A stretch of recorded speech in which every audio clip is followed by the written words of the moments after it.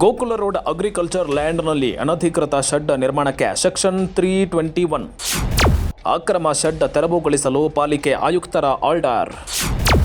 ಜಿಲ್ಲಾಧಿಕಾರಿಗಳಿಂದ notice ಜಾರಿ.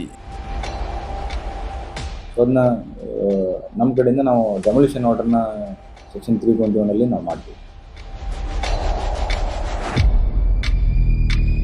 ವಾಣಿಜ್ಯ ನಗರಿ ಹುಬ್ಬಳ್ಳಿಯ ಗೋಕುಲ ರಸ್ತೆಯ ಅಗ್ರಿಕಲ್ಚರ್ ಲ್ಯಾಂಡ್ನಲ್ಲಿ ಪಾಲಿಕೆಯಿಂದ ಯಾವುದೇ ರೀತಿಯ ಪರ್ಮಿಷನ್ ಇಲ್ಲದೆ ಬೃಹತ್ ಶೆಡ್ ನಿರ್ಮಾಣ ಮಾಡಿ ಸುವರ್ಣ ಗ್ರಾನೈಟ್ ಹೆಸರಿನಲ್ಲಿ ವ್ಯಾಪಾರ ಕೂಡ ಆರಂಭ ಮಾಡಿದ್ರು. ಈ ಬಗ್ಗೆ ಪಬ್ಲಿಕ್ ನೆಕ್ಸ್ಟ್ ನಿರಂತರವಾಗಿ ಸುದ್ದಿ ಮಾಡ್ತಾನೆ ಬಂದಿತ್ತು.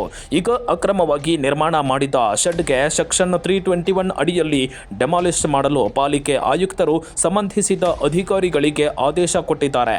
ಅಷ್ಟೇ ಅಲ್ಲದೆ ಜಿಲ್ಲಾಧಿಕಾರಿಗಳಿಂದ ಕೂಡ ಈ ಬಗ್ಗೆ ನೋಟಿಸ್ ಜಾರಿ ಆಗಿದೆ.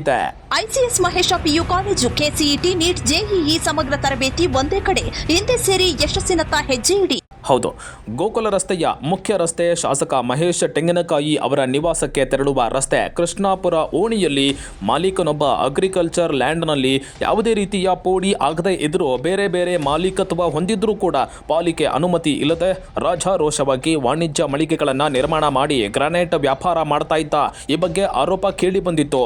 ಈ ಜಾಗ ಉತ್ತರದಲ್ಲಿ ಕೃಷಿ ಭೂಮಿ ಅಂತ ಇದೆ. ಇವರು ಪಾಲಿಕೆಯಿಂದ ಯಾವುದೇ ಪರ್ಮಿಷನ್ ಪಡೆಯದೆ ಮತ್ತು ಹೆಸ್ಕಾಂ ಕೆಇಬಿ ಅಧಿಕಾರಿಗಳ ಕೈವಾಡದಿಂದ ರಾಜಾರೋಷವಾಗಿ ಶೆಡ್ ನಿರ್ಮಿಸಿಬಿಟ್ಟಿದ್ರು. ಈ ಆರೋಪದ ಅಡಿ ಪಬ್ಲಿಕ್ ನೆಕ್ಸ್ಟ್ನಲ್ಲಿ ಸುದ್ದಿ ಬಿತ್ತರಿಸುತ್ತಾ ಸಂಬಂಧಿಸಿದ ಅಧಿಕಾರಿಗಳ ಹೇಳಿಕೆ ಪಡೆದುಕೊಂಡು ಸುದ್ದಿ ಬಿತ್ತರಿಸುತ್ತಾ ಬಂದಿದೆ. ಈಗ ಪಾಲಿಕೆ ಆಯುಕ್ತ ರುದ್ರೇಶ್ ಗಾಳಿ ಅವರು ಆ ಅಕ್ರಮ ಶೆಡ್ ತೆರವುಗೊಳಿಸಲು ಆರ್ಡರ್ ಮಾಡಿದ್ದಾರೆ. ಅದು ಬೇಸಿಕಲಿ ಅಗ್ರಿಕಲ್ಚರ್ ಲ್ಯಾಂಡ್ ಅದು, ನಾವು ಪರ್ಮಿಷನ್ ಕೊಟ್ಟಿಲ್ಲ. ಸೊ ಅಗ್ರಿಕಲ್ಚರ್ ಲ್ಯಾಂಡ್ ನಾನು ತಹಶೀಲ್ದಾರ್ಗೆ ವರದಿ ಕೊಡ್ತೀನಿ. ನಾನು ಕರ್ನಾಟಕ ಸರ್ಕಾರ ಮಾಡಲಿಕ್ಕೆ ತಹಶೀಲ್ದಾರ್ ಮುಖಾಂತರ ಜಿಲ್ಲಾಧಿಕಾರಿಗಳಿಗೆ ಅದನ್ನ ಪ್ರಸ್ತಾವನೆ ಸಲ್ಲಿಸ್ತೀವಿ. ಶೆಡ್ ಕಟ್ಟಲಿಕ್ಕೆ ಯಾವುದೇ ಪರ್ಮಿಷನ್ ತೆಗೆದುಕೊಂಡಿಲ್ಲ.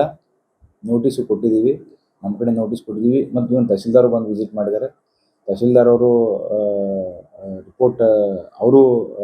ರಿಪೋರ್ಟ್ ಮಾಡಿದ್ದಾರೆ.